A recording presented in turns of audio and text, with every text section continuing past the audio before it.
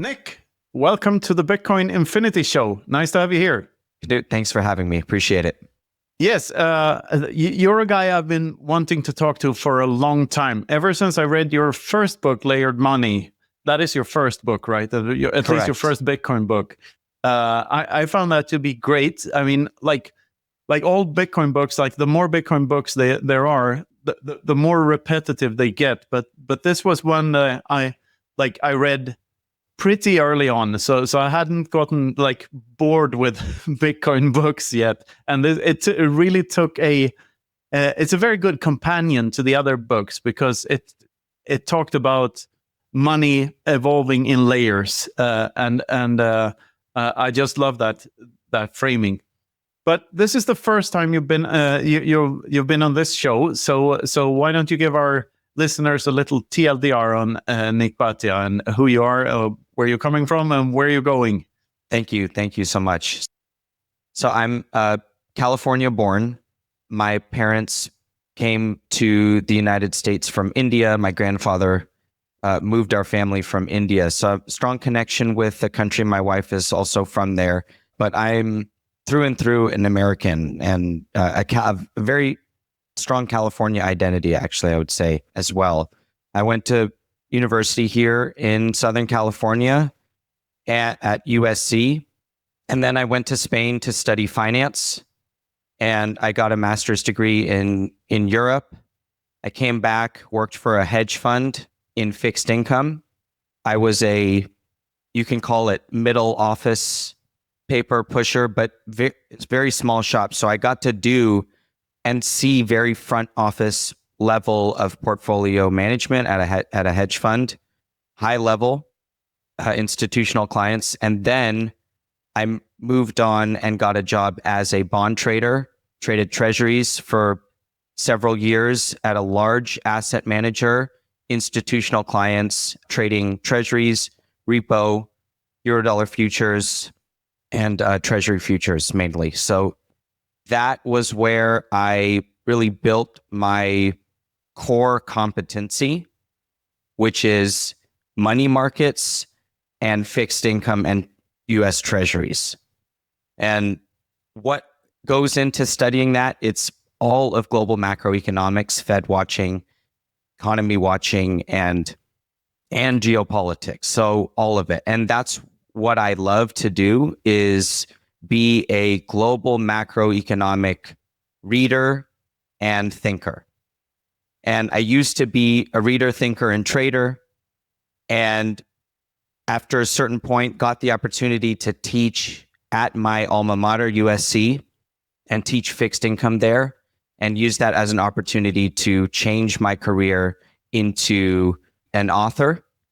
Now, halfway through the desk, I fell in love with Bitcoin, and that was its own process. But I was already a deep student of money.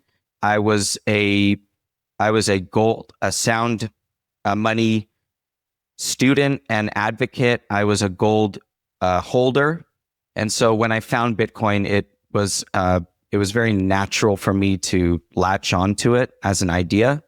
And I've been writing about Bitcoin ever since. And then, yes, I transitioned my career off of the desk. Now I have my own research firm, The Bitcoin Layer. I've written 2 books, Layered Money, and my new book here, which is called Bitcoin Age. Fantastic. Well, we're going to do a deep dive into that book soon. But first, I'd like to pick your brain on a couple of things. That, like, you're coming from this macro world, and me myself, I didn't get interested in economics at all until after Bitcoin, and I discovered Austrian economics, which all of a sudden economics made sense, which it never did in school. Like I could never wrap my head around like the any of the quote unquote social sciences, because to me they sounded like gibberish and like opinionated bullcrap. And mathematics and physics were much more my type of subject, because there was a right answer and a wrong answer. And it wasn't until I found Austrian economics that I had this holy shit moment where, holy shit, economics is the same. You can actually like deduct irrefutable truths from a certain set of axioms. So what's your relationship with Austrian economics, and has it changed since you found Bitcoin? Is that why you became a gold bug in the first place? Like, what are your thoughts around that? So the topic of economics is interesting for me personally, because while I did study economics in high school and university, and in my graduate program, I took economics classes throughout, I never found economics, either school of it, to be informative to me, because I am a market practitioner. So the only thing in theory that I care about is whether prices go up or down and why. And so when prices are going up or down, that's the signal. And so you can have one school of economics or the other, but if you're not interpreting the data to give you a sense of whether a price will go up or down, then you've missed the point. So while I've read Mises and Rothbard and Hayek and found them all to be much more sensical than the stuff I read in school. So that's my way of saying that I agree with that school of thought. The school of economic thought, basically Austrian economics prevails in the market, I guess, is something you could say, right? Because look at the price of gold and look at the price of Bitcoin. These two things are saying something about a referendum on Keynesian economics, I would say. And the whole episodes that we had during and after the pandemic goes to show you that inflation is a monetary phenomenon. So I'm more of the Milton Friedman school in terms of just a monetarist, someone who studies money and money's impact on things. So at my research firm, we're building around a new metric that we've designed called TBL liquidity. And that liquidity metric is a money metric. It's a measurement of the quantity and the velocity of money. And so I apologize for going a little off course, but in your question of do I agree with the Austrian school, I'm of the monetarist school and the practitioner of the market. And that's not really an economic theory. It's more of an observation. So maybe a different point in the science of this whole thing. So your field of expertise is somewhat different. That's correct. It's not economic. My field of expertise is not explaining the economics of how an economy operates with supply and demand and that school of thought. My expertise is in a market and in the money market, the market for money, which is deposits, cash, repo, treasuries, treasury bills, foreign currencies, gold, and Bitcoin. And whether those prices are going up or down relative to each other, whether the conditions are tight or easy, and how that all interacts with everything else in global macro. Fantastic. And we'll deep dive into that soon. But I love picking your brain on these nuances here, because recently I've been in debates with a lot of people back and forth about what money is and what relevance these terms have. So like in your mind, is money first and foremost a commodity or a credit system? Sure. So today we operate in a credit system in which money, that is credit money, functions as money because it can, settle debts. And that's really what the definition of money is. Is it accepted? If it's accepted, it's money. And so today, credit money is accepted to settle debts. It's accepted in transactions, so it's money. There aren't commodity monies that are widely accepted as debt settlement. Even the Treasury Department can't send gold coins out to settle their treasuries. The system isn't set up like that. Now, from a qualitative perspective, from people on the ground, which is, an equally important observation, people that are saving their money in gold and Bitcoin as a storage mechanism are settling a debt with their future self by saving that money in gold and Bitcoin.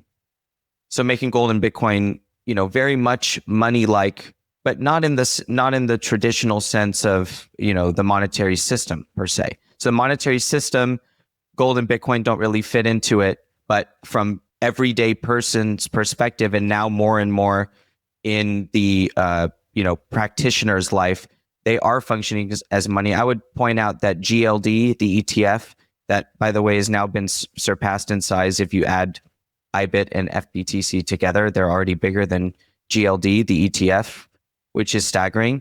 The GLD has been around a long time, but it just trades like a stock, meaning that this idea that you're transferring money to yourself in the future by holding a commodity is abstract for those people too. So Bitcoin and gold, which are commodities, are money by the definition of the people that have them. And even to many that hold gold and Bitcoin in the form of an ETF, they're not holding it as money. They're holding it as an investment within the dollar credit system. So both are true. I guess all three things are true to your question. I'd say like the Austrians devil's advocate to that would be that the very word money has been corrupted by credit money, and that commodity money is like the original use of the word money. When I wrote about it in the latest book, I tried to advocate for like the abandonment of the terms of the use of the term store of value, because I think that the dichotomy between store of value and medium of exchange is false, because I think it's a medium of exchange over 4 dimensions, so over space and time. And store of value is really just you trading with your future self. So and you can't store values, and value, since value is subjective and dynamic to where you are in life, but you can trade with your future self. So I like to view it as a medium exchange over space and time. And the best definition I think I've seen of what money is Hans Hermann Hoppe's definition, which is it's simply the best available hedge against uncertainty, future uncertainty. And which is why like fiat is so corrupt, because it no longer functions as that, and people start using real estate and stocks and bonds and stuff instead of money as this hedge. And I think that has something to do with the mix-up of that you think you can have medium exchange over space without first having it over time. So what are your thoughts when you hear that? Do you agree to it, or yeah? So that's my point about being a practitioner, is that that's your perspective from the market, and that's what you see. So you see that money is a commodity and that credit money has been corrupted. So you go toward the money that you feel is the best. And so for you, Bitcoin is money. And so that in the market then, which is where I observe, in the market, you've come and expressed that, and Bitcoin's price is up because you've expressed that view.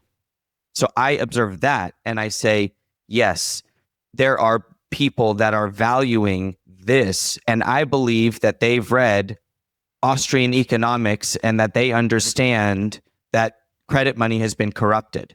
So that's what my book Bitcoin Age is about. It's about the credit money system and how it's a mind trick on the public. Let's talk Bitcoin security. I mean, the first thing you have to do, like this is the best practices stuff, right? You have to take your coins off an exchange. Everyone knows that. You have to take custody of your own Bitcoins, but that means holding your own private keys. The easiest way to do that is to get a hardware wallet so you can keep your coins offline. And we recommend this little thingy. It's called a Bitbox. You go to bitbox.swiss and use code Infinity for 5% off this thing. It's our favorite hardware wallet. It's very easy to use. It's good on privacy, and it's good for all kinds of other reasons too. And another thing that every Bitcoiner should do is write down their seed phrase. So usually when you fire up a hardware wallet, you get a seed phrase, 12 or 24 words that do not only represent your Bitcoin, they actually are your Bitcoin, these words. The 12 magic words are actually magic. And you could use a pen, But I don't advise people to ever use a pen, because if you use pen and paper and your house burns down or something, that paper is gone forever. For that reason, this thing has been invented many times by many companies. It's a metal seed plate. And this one is from our favorite seed plate manufacturer, Stamp Seed.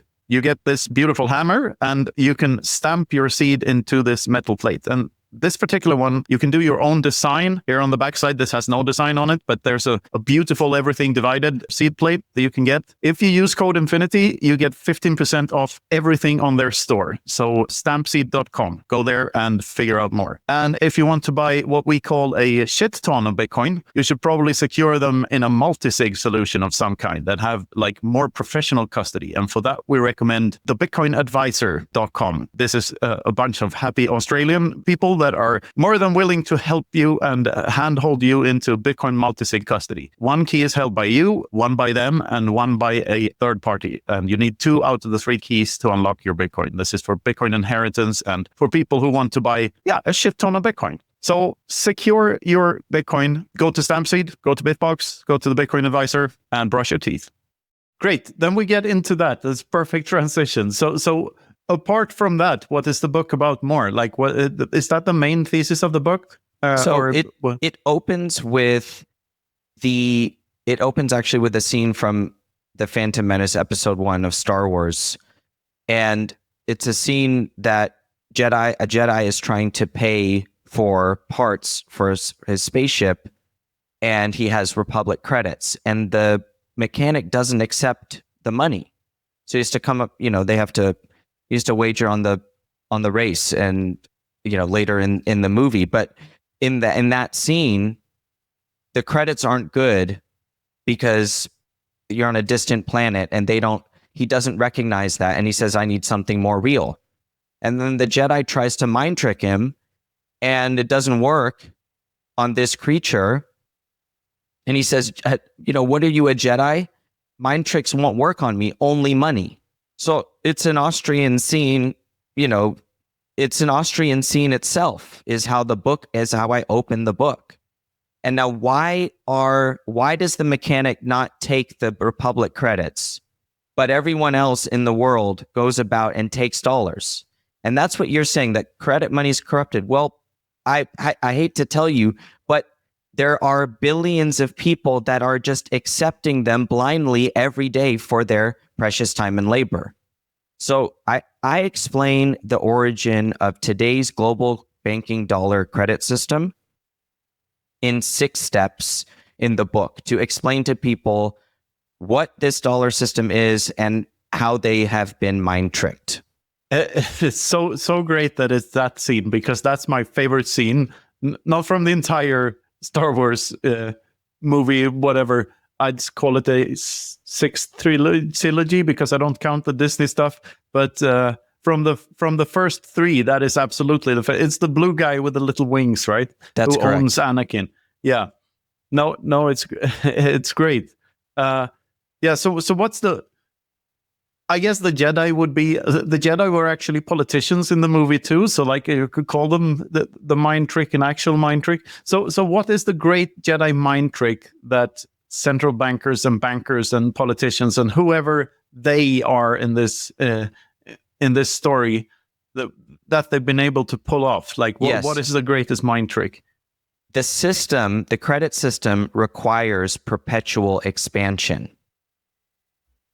The reason that it requires perpetual expansion is if you workshop the contraction, which we got a prime example during the 1930s and the Great Depression, that the system collapses onto itself and then will die. So they built a political system and central banking system around themselves, and by they I mean banks, have built a system around themselves to protect against any contraction.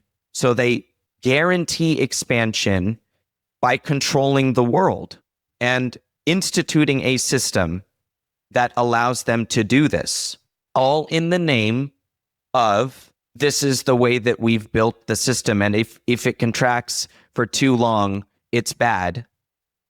And so we must grow it. And again, I try to take the more of the market observers route. In you watch the system, anytime it contracts, the system is built to make it expand again. And so it's just a repeated observation of this process. And then what is the grand observation in terms of the price?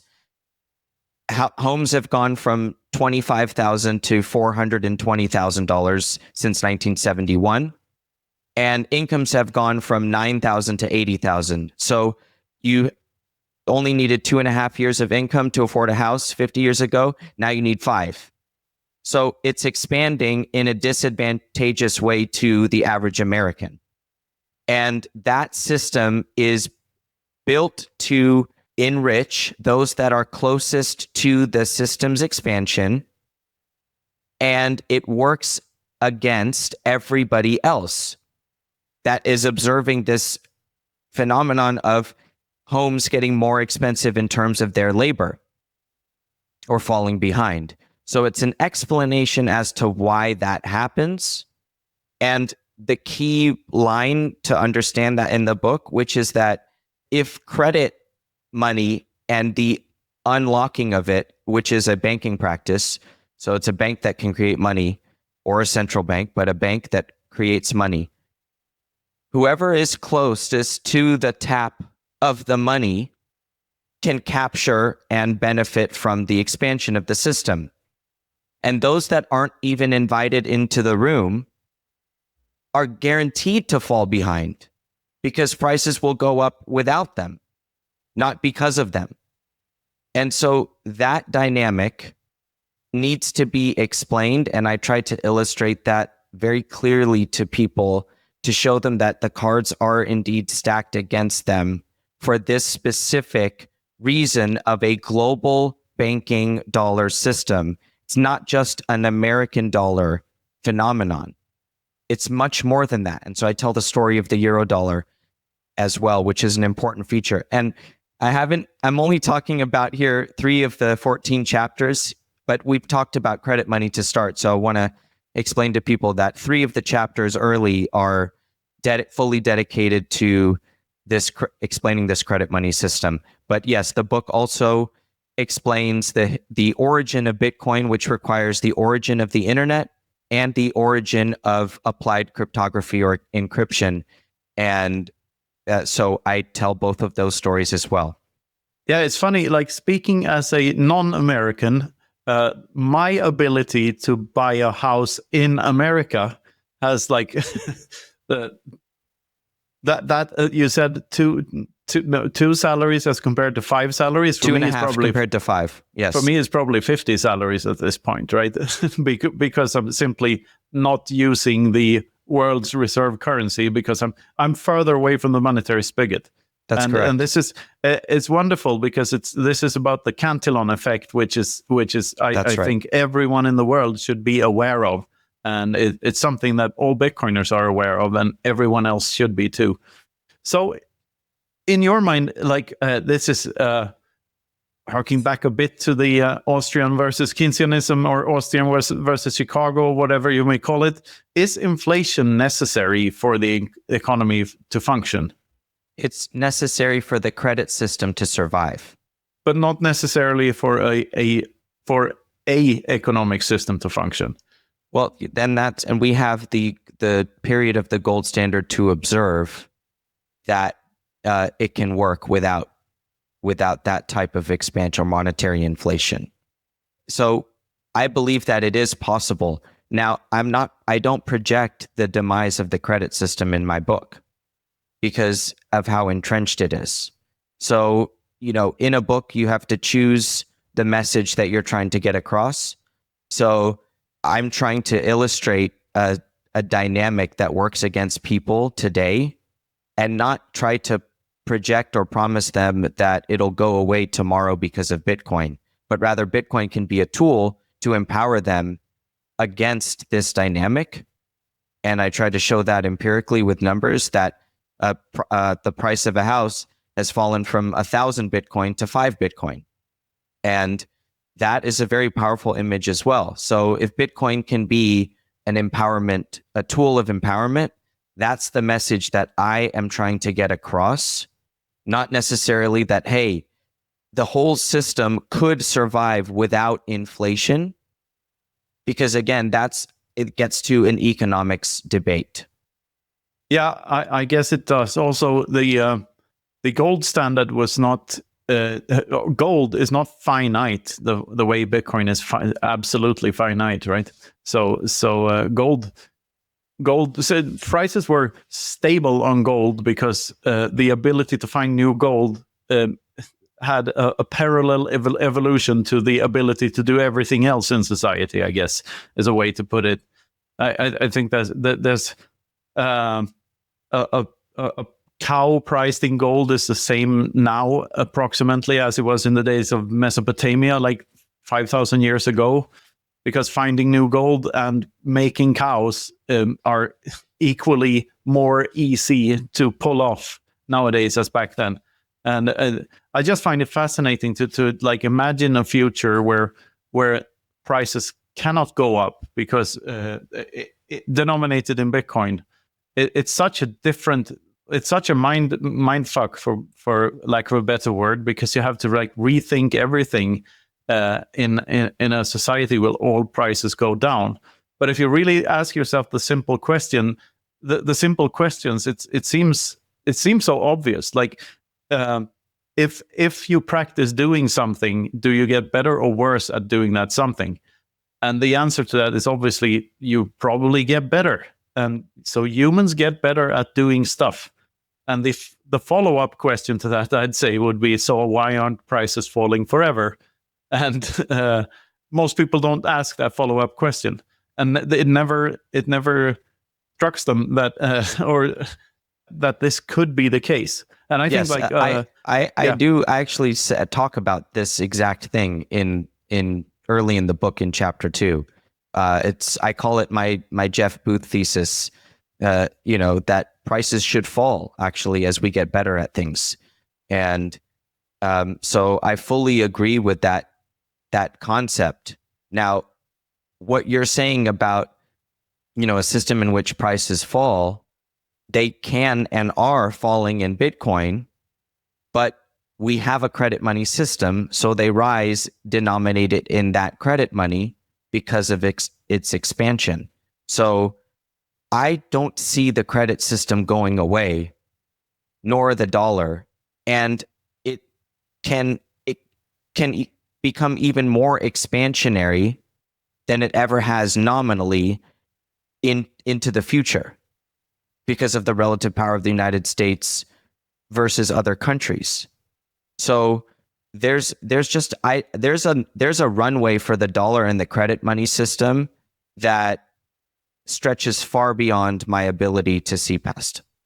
But if I love just trying to extrapolate these thought vectors as far as possible. So can the in your mind, can the dollar and Bitcoin coexist forever, or is the dollar doomed to fail, so to speak? Yeah, that's a very good question. So I believe that in the future, so in my book, I outline how I believe that the dollar and Bitcoin will coexist into the future.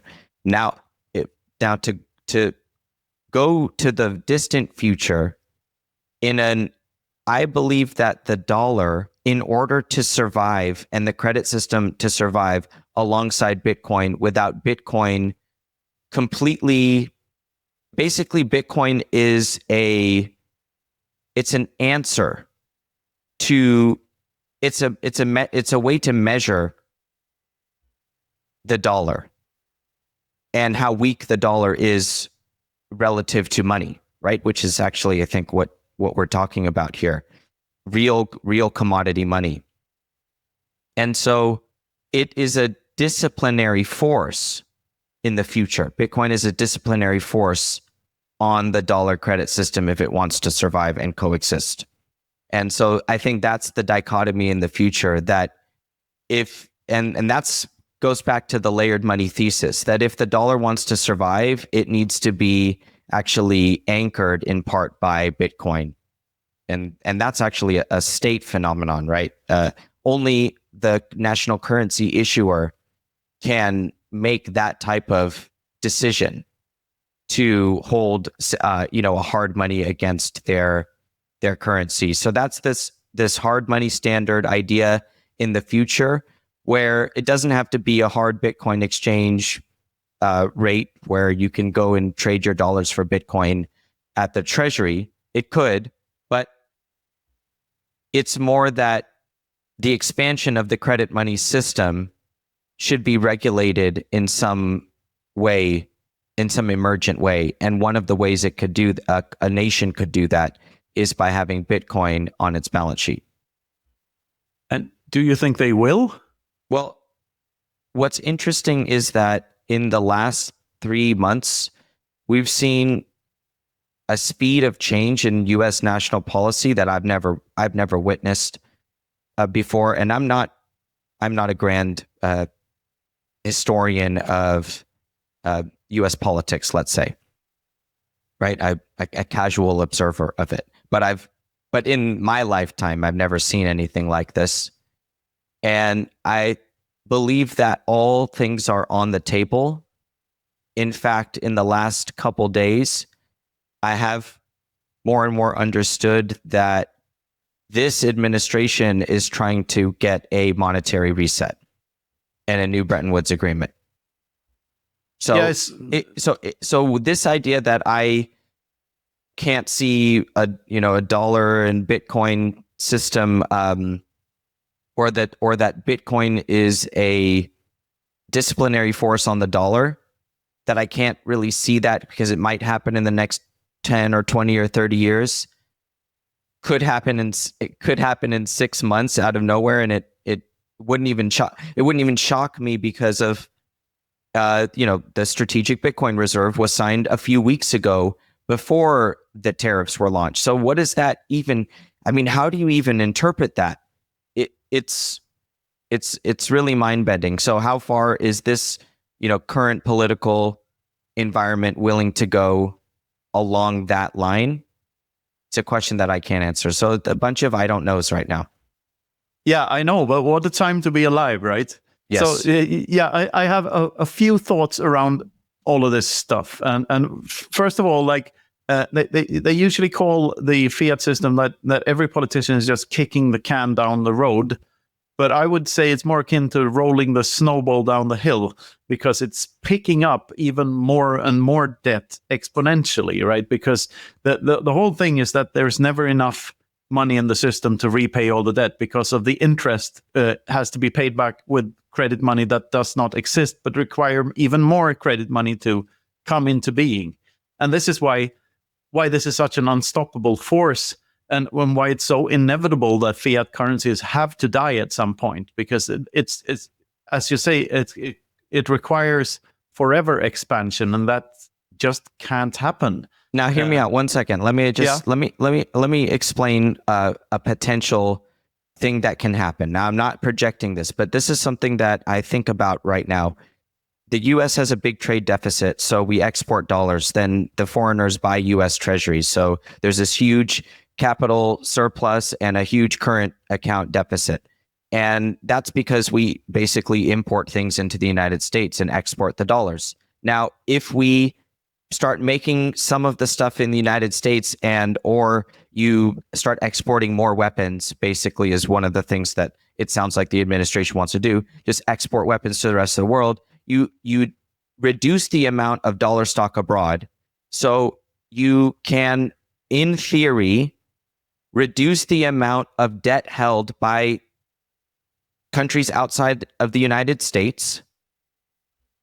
That will reduce the debt on aggregate, and the treasuries go away. The US government deleverages, but the other side of the deleveraging trade from the US government is not that money goes away from the onshore system, but that the offshore storage tool of the United States government used by foreign governments goes away, and that's the result of the deleveraging.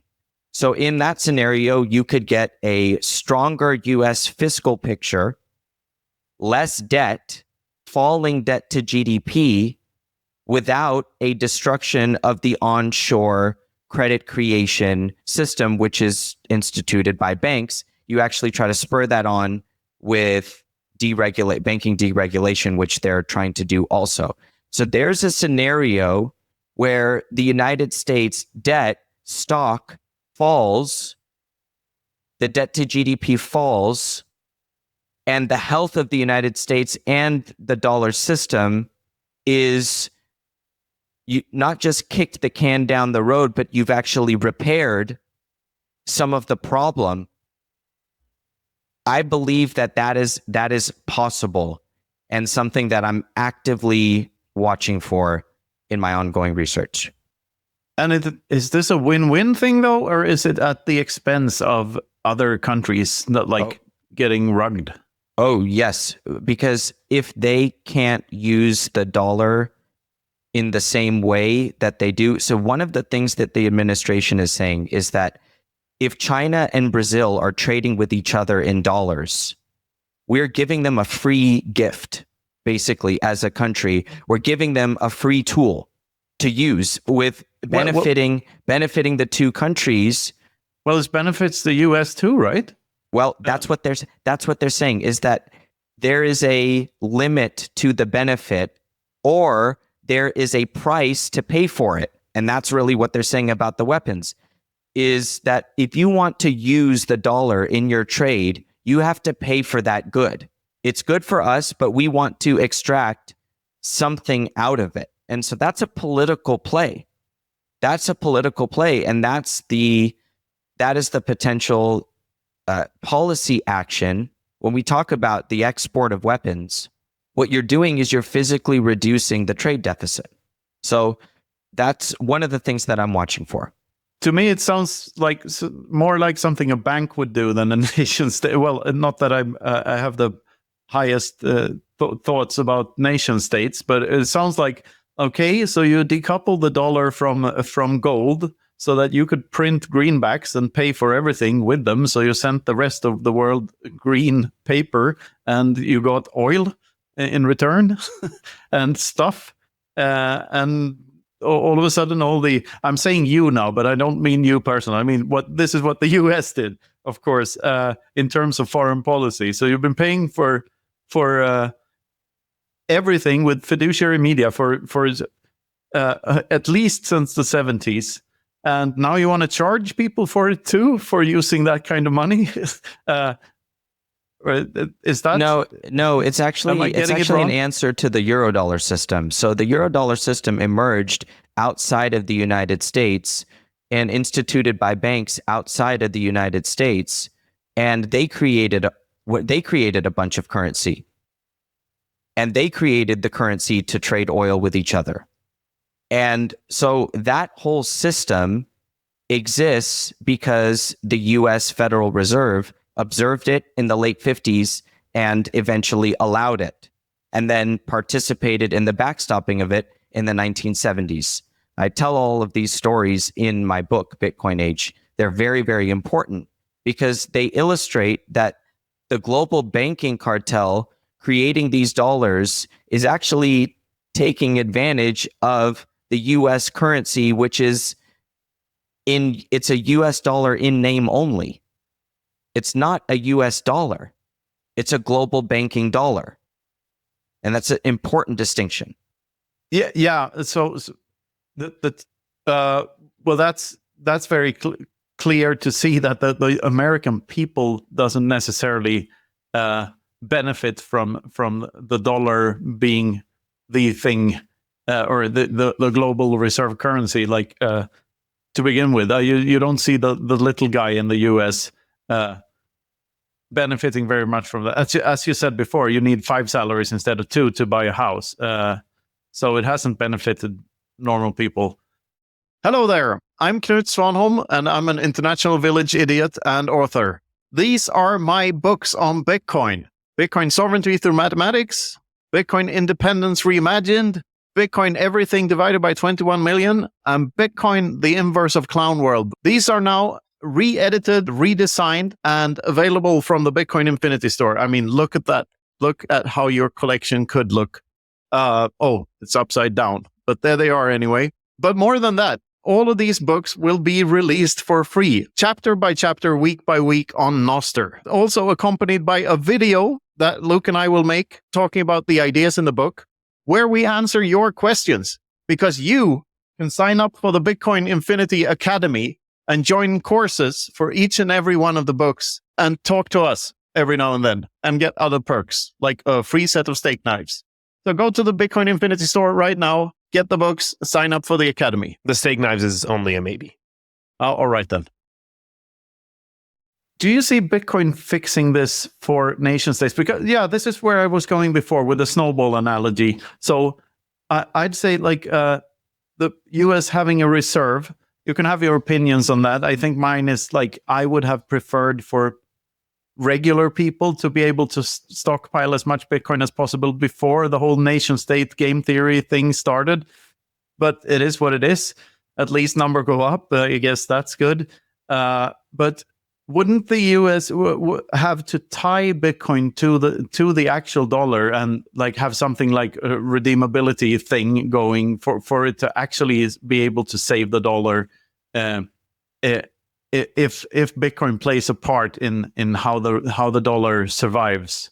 Yeah. So that is based on the premise that the dollar is not surviving. The dollar is the one of the strongest relative to other currencies that it has been in many years. But the dollar system itself is growing in power relative to other currencies. Now, gold and Bitcoin, yes, they're reflecting that the underlying measurement of the dollar versus commodities versus commodity money is going down. But the dollar system versus other currencies is getting stronger.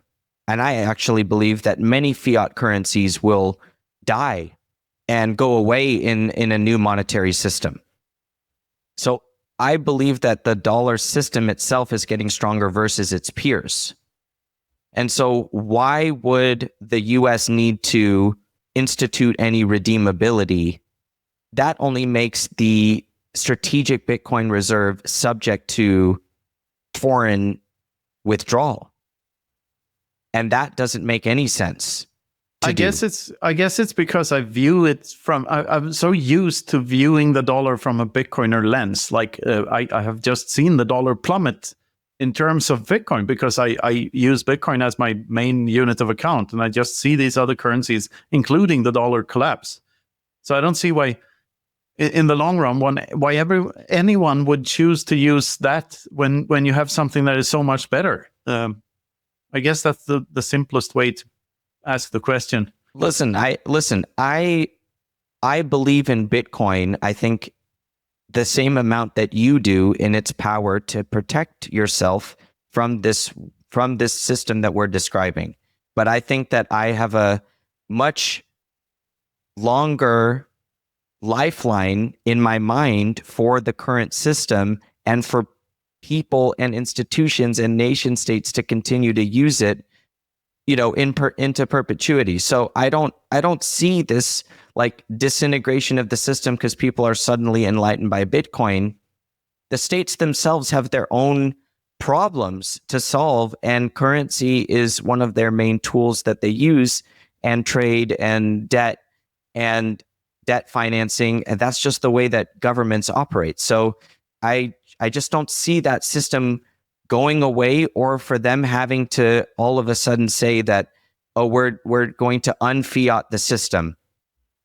No, to be clear here, I don't see that in any short-term future either. When I'm speaking about short-term, I usually mean a couple of 100 years. Okay. But I've noticed that most people don't think that way about time. Like but I do think that Bitcoin, if it just keeps functioning, it will inevitably take over, and that may take a couple of 100 years. But at the end of the day, all the fiat currencies are doomed. But it's so from someone who's been in Bitcoin for over a decade now, and I've seen these shitcoin exchanges, and that whole phase in 2017 when people were trading between shitcoins, and now there are all these in fiat land, there are fintech tools like Revolut or Wise or something like that, where you can have a plethora of fiat currencies in the same wallet. And same thing there, you can trade one for the other. But you just know as a Bitcoiner that I better put everything in dollars because that's the best thing I have in this shitcoin wallet here. But it's just the same phenomenon. Once you've past the Bitcoin threshold, so to speak, and seen what Bitcoin is and like how these things function and play out, it's just like any other shitcoin casino. You see, like, why should I have anything allocated to any of these shitcoins? Why do I need a Czech krona or a Swedish krona for that matter, or an Indian rupee or whatever? What are they good for except for maybe the odd holiday every here and there? That like this, it's obvious there's one winner, but just as obvious as the dollar is as the winner of the fiat race, I think it's even more obvious that Bitcoin is the winner of the crypto race, but also that it's obvious that Bitcoin is the winner against the dollar in the long run, if you just compare them through the same lens, so to speak. I don't really know where I'm going with that, but love to hear your thoughts, though. I mean, I agree with you from a theoretical perspective, but Bitcoin is 1.5 trillion in market cap. Gold is 20 trillion. So it has a long way to go just to catch up to the current number one commodity money. So it's still very early. It's not, I mean, and if your time horizon is 100 years, I mean, kudos to you, because I can't think about that type of time horizon. I can think about, my daughter is 7, so I'm thinking in terms of as she grows up and as I grow old. And in that time, which is, let's call it 20 to 30 years, as I'm trying to plan for the future for my life and my family. I'm thinking the credit system survives. The United States remains very strong globally. The dollar system survives. Banks keep their credit system going, expanding. And I want my family to be thinking about their time and labor in terms of Bitcoin. And that's the way I'm thinking about it.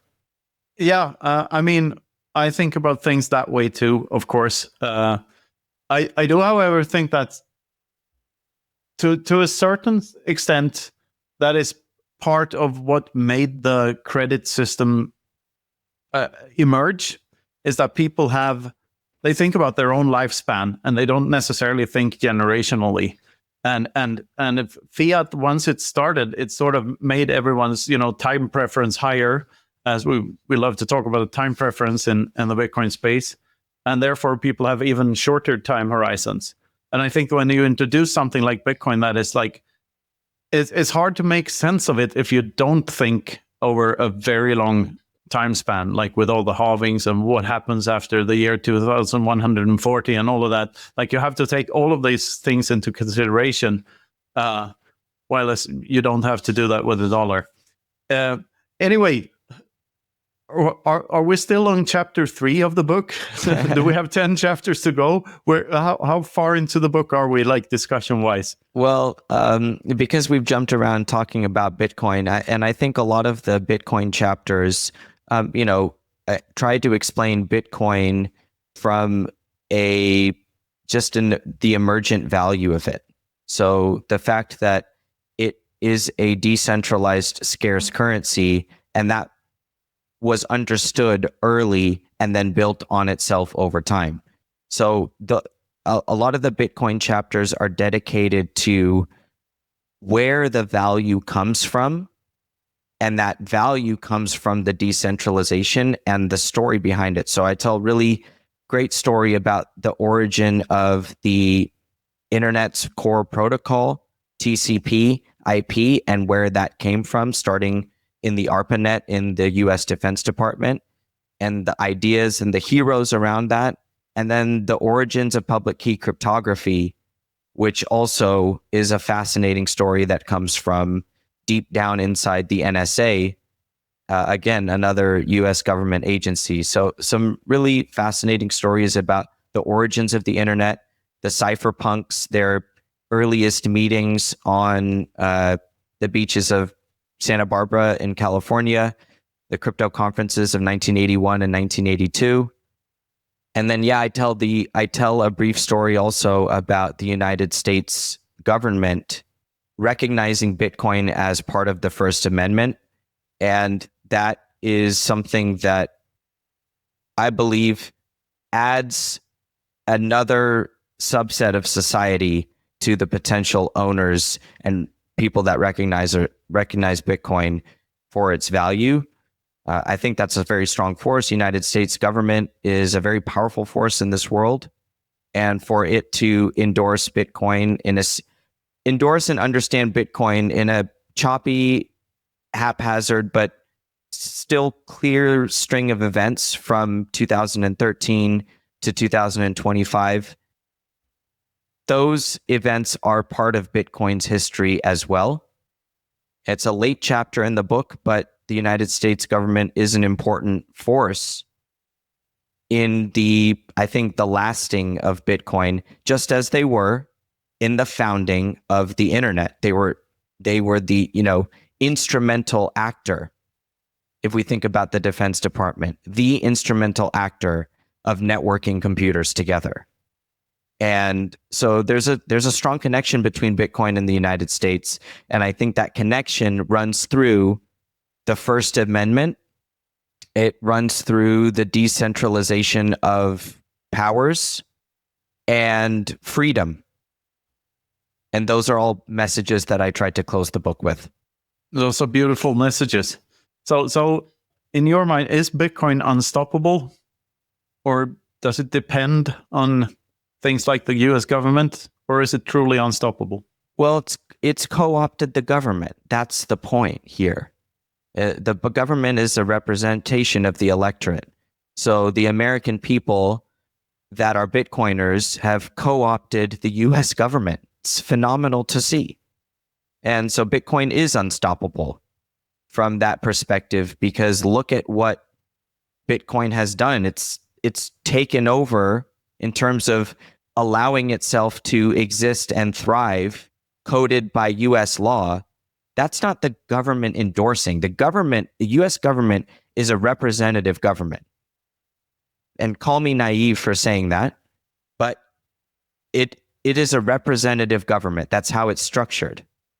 And so I believe it represents today the will of the people who are Bitcoiners that say, let me use my Bitcoin, let me hold my Bitcoin. It's not even let me, it's I'm doing it. And so a Republican form of government protects the individual and his rights against the invasion of his privacy, as long as he's not doing harm onto others. And so the American person is doing it. He and she are being Bitcoiners. So in that process, they've encoded into law what they already have done. And I try to express that message that Hal Finney becoming the first Bitcoiner and saying, yes, that is the American government, in theory, starting its first step towards encoding Bitcoin into law, because part of the First Amendment, it's a freedom technology. And it's built into the First Amendment. And so it's not about the government, US government allowing or Bitcoin taking over. It's taken over. It's the Bitcoin age. We are already in it. The Bitcoin age, I say that it starts somewhere in 2016. I believe it started many years ago. And we're already living in the Bitcoin age today. That's a beautiful note to end on here. I know you're short on time, but before we wrap this up, I mean, that was just gave me goosebumps, that rant. And maybe I'm a bit too black-pilled when it comes to democratic systems in general, but I think like Bitcoin it's the it's the First Amendment put into action. So now it's not just something on a piece of paper anymore. It's actually a thing that materializes in the world. It's people using their inherent right to express themselves and not giving a shit what anyone else thinks about it. And I think that's a beautiful, just beautiful to see. I'm very hopeful. My hope is that the next political wave is that countries start dropping any capital gains tax on Bitcoin so that it can actually be used as a medium of exchange, not only over time, but over space. And as a medium of exchange, as people usually define the term. So do you think maybe that's the last question here? Like, do you think that will happen in the US anytime soon, that they will drop the capital gains tax? I am starting to, and the speed at which this government is moving is a little bit blinding. So it's hard to see. But I actually thought about this yesterday, that capital gains tax could be ending, because it unlocks. The administration is using the word unlock a lot when they're talking about things. So when you talk about unlocking Bitcoin as a medium of exchange, boom, no capital gains tax, and then you unlock the activity, and all of that economic activity has the ability to accrue to the people that are using it and their governments by that same way, even if they're not collecting capital gains tax, because the activity is done within the domicile. So yes, it's possible. And yes, it's something that I've started to think a lot about. Great. Well, I certainly hope that that is the case, and it sets a precedent for every other country in the world to do the same. Bitcoin is speech. It's a communications network. First and foremost, we signal value to one another. At the end of the day, it's just ones and zeros. So it should be protected by the First Amendment, which should be applicable to all humans of all ages and all countries. Like, we should all be able to express ourselves. That it's a basic human right, I think. Like the right to be left alone is the underlying right. Well, I'm ranting on here. Anyway. Anywhere on the internet you want to send our listeners before we wrap up here? They can find everything we're doing at thebitcoinlayer.com. At thebitcoinlayer.com, you can find links to my book. You can find links to our show, our channel, our TBL Pro subscription for those that are looking for more of a quantitative research experience in global macroeconomics. So you can find everything that we're doing at thebitcoinlayer.com. And anywhere where you can see Nik live anytime in the future at one of the conferences or so? I'm speaking in Vegas, so in Vegas. Hope to see some of you there. No chance you're coming to Europe anytime soon? I'm actually trying to workshop opportunities to help, sign books and talk about my book all around the world. But it's tough to travel internationally with students and a family and a channel, so I have to pick my spots. Yeah, I know the problem. Anyway, thank you very much for coming on, Nik. This has been a great conversation, I think. I wish I had 2 more hours to pick your brain, but we'll have to do it again sometime. It's my pleasure. Thank you. Yeah, and hope to see you offline sometime soon too. So, well, I should say... This has been the Bitcoin Infinity Show. Thanks for listening.